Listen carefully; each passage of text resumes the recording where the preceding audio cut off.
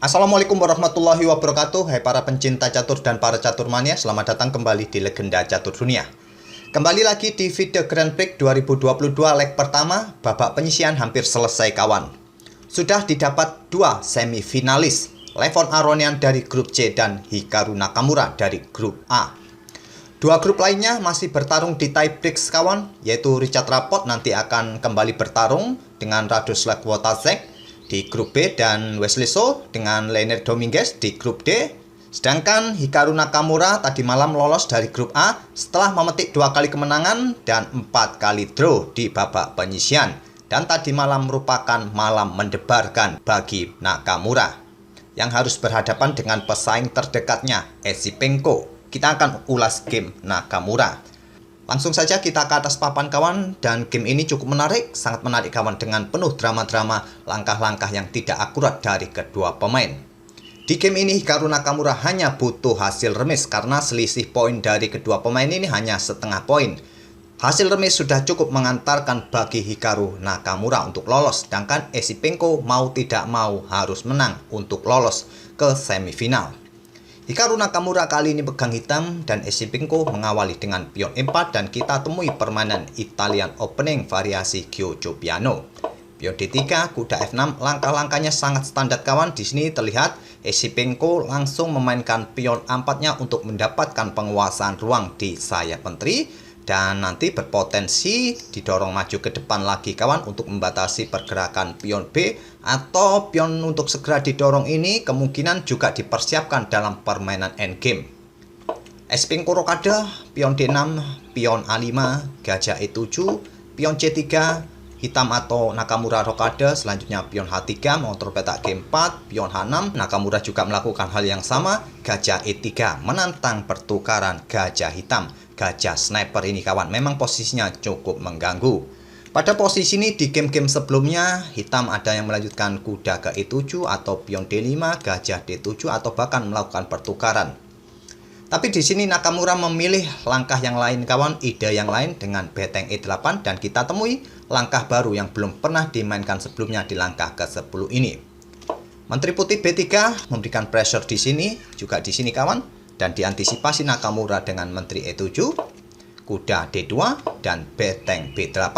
Memperkuat posisi pion B7-nya dari ancaman menteri, sehingga gajahnya nanti bisa keluar untuk berkembang.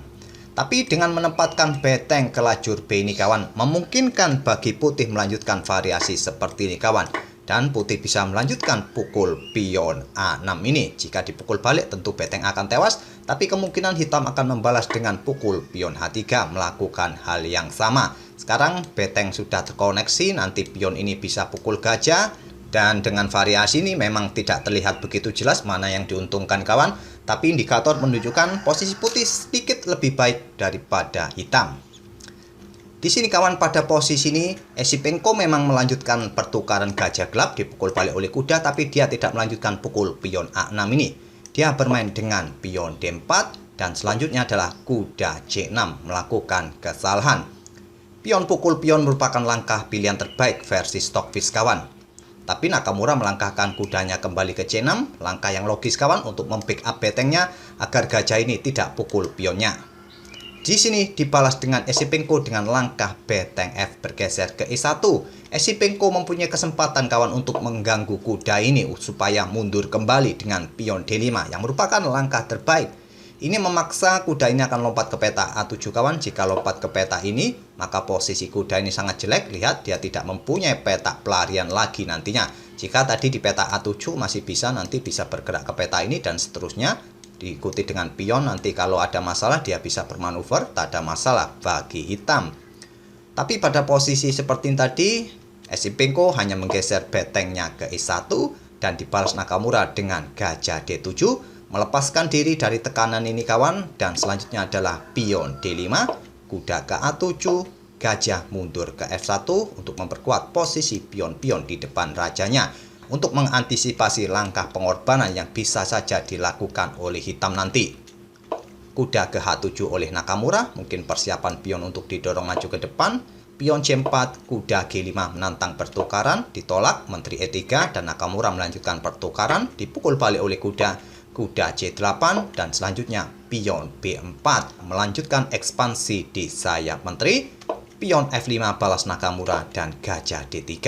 Nakamura tidak mendorong lagi pionnya kawan, di sini dia bermain dengan menteri F6. Dan Esipenko melanjutkan pertukaran pion, pukul pion F5, dipukul balik oleh gajah, dipukul balik. Selanjutnya kuda D4 menyerang menteri, pion tidak berani pukul kuda karena posisinya kena pin di belakangnya ada beteng yang bisa disikat oleh menteri putih. Menteri hitam hanya bergeser ke F7, Esipenko melanjutkan dengan pion F4 dan dibalas dengan pion C6. Kembali Nakamura membuat langkah-langkah yang tidak akurat, yang menguntungkan putih.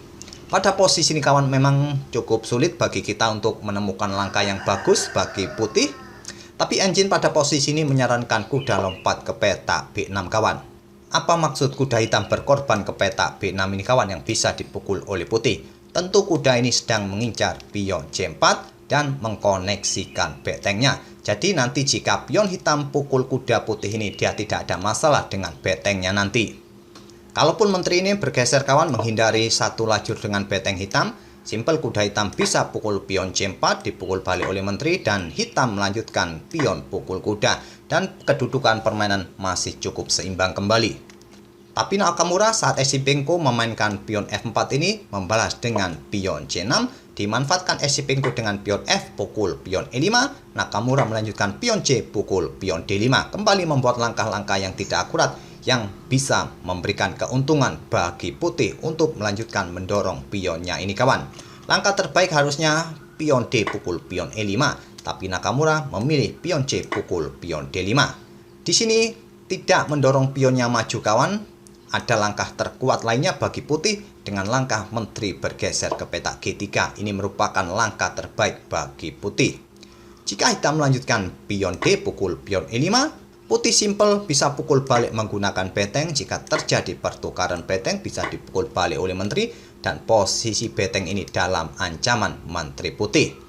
Jika beteng ini digeser, maka selanjutnya putih bisa menggeser betengnya juga untuk mengancam menteri. Dan coba lihat kawan, posisi raja ini juga sangat riskan nantinya. Posisi beteng serta kudanya juga tidak mempunyai peta yang bagus. Setelah menteri ini bergeser, nanti diikuti langkah kuda yang bisa bergeser ke peta ini mendukung betengnya untuk melakukan skak nanti di sini. Tapi pada posisi seperti ini kawan, balasan Esipenko tidak menggeser menterinya ke G3, hanya mendorong pionnya maju ke E6, sebuah langkah yang logis, langkah yang manusiawi. Menteri ke G6 untuk mendapatkan kontrol petak penting kawan, petak G3, dan Esipenko tidak melanjutkan pion pukul pion. Tapi dia bermain dengan beteng F1, kembali membuat langkah kesalahan. Dia mengizinkan Nakamura untuk bermain dengan kudanya terlebih dahulu, tidak terburu-buru untuk melanjutkan pion pukul pion, karena jika nanti pion pukul pion oleh putih, masih bisa dipukul balik oleh kuda hitam. Dan di sini beteng naik ke F7, barulah sekarang Nakamura melanjutkan pion D pukul pion C4. Esipenko menggeser betengnya ditumpuk ke lajur F, Raja hitam H8. Beteng naik ke F3 memberikan ancaman di sini nantinya kawan, dan terhadap pion yang ada di petak G7 diantisipasi dengan langkah kuda C6 membuka akses bagi beteng menyerang atau memberikan pressure di lajur ini. Jika sekarang beteng putih digeser ke G3, menteri hitam akan pukul beteng putih ini kawan. Setelah dipukul balik, beteng hitam juga mendapatkan menteri putih dan seterusnya. Tapi langkah kuda ke C6 ini adalah langkah kesalahan kawan. Harusnya kuda ini lompat ke petak D5 dengan tempo mengancam menteri. Setelah menteri mungkin bergeser ke peta ini agar tetap memberikan dukungan nanti bagi betengnya. Simpel di sini menteri bisa bergerak ke peta E4, dan jika beteng bergeser ke petak G3, beteng akan membackup pionnya nanti. Dan tak ada masalah bagi hitam. Tapi pada posisi ini Nakamura melangkahkan kudanya ke petak J6. Dan dimanfaatkan oleh Esipenko dengan pertukaran kuda terlebih dahulu. Setelah dipukul balik, Esipenko melanjutkan dengan mendorong pionnya. Dan Raja hitam naik ke H7, menteri putih ke F4. Selain memberikan pressure bagi pion-pion hitam ini kawan di sini dan di sini, menteri juga untuk mendukung betengnya di peta F7 untuk persiapan beteng G3 nanti. Di sini diantisipasi dengan langkah beteng G8 memperkuat posisi pion G7-nya dari ancaman beteng G3. Dan pada posisi ini kawan, posisi putih sudah sangat unggul sekali dan memang tidak bisa begitu saja putih pada posisi ini untuk menggeser betengnya. Langkah terbaik bagi putih pada posisi ini adalah menghabiskan pion hitam di sayap menteri ini kawan. Tapi pada posisi ini Esipenko memilih bermain dengan beteng G3. Langkah terburu-buru, memang waktunya sudah mepet. Nakamura juga begitu, hanya menyisakan 36 detik lagi kawan. Padahal langkah masih di langkah ke-36. Butuh 4 atau 5 langkah lagi untuk mendapatkan ekstra waktu. Menteri bergeser ke E6, beteng E3, menteri kembali ke G6, dan Esipenko melanjutkan beteng F8 menantang pertukaran. Ditolak oleh Nakamura bermain dengan beteng E8 mengincar pion. Beteng pukul beteng G8, pukul E8 lebih baik menurut Stockfish, tapi Esipenko memilih pukul beteng G dan dilanjut raja pukul balik. Di sini menteri pukul pion C4 skak. Ditutup oleh menteri dan melanjutkan pukul pion A6. Ada langkah terbaik lainnya kawan dengan menteri ke peta E6 dan menawarkan permainan endgame beteng versus beteng di sini. Dan dengan variasi seperti ini, engine menunjukkan posisi putih lebih baik kawan dan memungkinkan untuk menang. Tapi pada posisi seperti ini, Esipenko melanjutkan dengan ambil pion di A6, berharap pada pion bebas sisi kiri papan ini, dan beteng hitam ambil pion E7, dipukul balik, selanjutnya menteri ambil pion C6, dan coba lihat indikator menunjukkan permainan sudah imbang kembali, walaupun putih unggul 1 pion dan mempunyai 2 pion bebas yang saling terkoneksi. Nakamura melanjutkan menteri E1 skak, raja bergeser, menteri ambil pion B4, menteri putih D5 skak, raja ke A8, dan menteri ke A2 untuk memberikan dukungan pion untuk didorong terus maju. Menteri hitam F4 skak, ditutup oleh pion menteri ke D4 untuk menghadang pergerakan pion nanti kawan, dan di sini pion H4 membuka ruang bagi raja. Pion D5 balas Nakamura, menteri ke E2 untuk menjaga peta ini kawan dan tetap untuk mendukung pionnya nanti. Menteri ke D4 dan menteri kembali ke A2. Menteri kembali ke A7, sepertinya Nakamura ingin menyelesaikan permainan dengan trifort, tapi di sini raja putih bergerak ke G2. Nakamura mendorong pion dan menteri kembali ke E2, menjaga pion juga menjaga peta D3. Menteri hitam D7 memberikan dukungan bagi pionnya sekaligus untuk menjaga peta ini kawan, dan di sini menteri ke E4 oleh Esipenko. Dibalas pion terus didorong maju, menteri ke B7 menantang pertukaran ditolak. Selanjutnya pion A7, pion D2, pion putih promosi, pion hitam promosi, menteri pukul menteri, dan pada posisi ini kawan kedua pemain sepakat mengakhiri permainan dengan remis.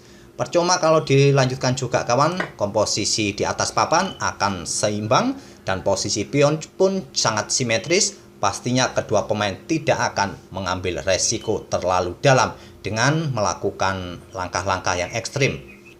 Itulah kawan keberuntungan dari Nakamura di game terakhirnya di babak penyisian. Setelah tadi sempat tertekan dengan beteng-beteng putih, tapi akhirnya Nakamura keluar dari lubang jarum dan akhirnya permainan berakhir remis. Nakamura mendapatkan setengah poin lagi dan ini memastikan dia lolos ke babak semifinal. Nantinya akan bertemu dengan salah satu pemenang di tie breaks antara Wesley So atau Leonid Dominguez. Selamat bagi Nakamura yang lolos ke semifinal dan kita harapkan juga kawan, tentunya admin juga mengharapkan kejutan-kejutan lagi dari Hikaru Nakamura di babak semifinal nanti. Semoga permainan dari kedua pemain bisa menghibur kalian dan kita akan bertemu di video-video berikutnya. Terima kasih. Wassalamualaikum warahmatullahi wabarakatuh.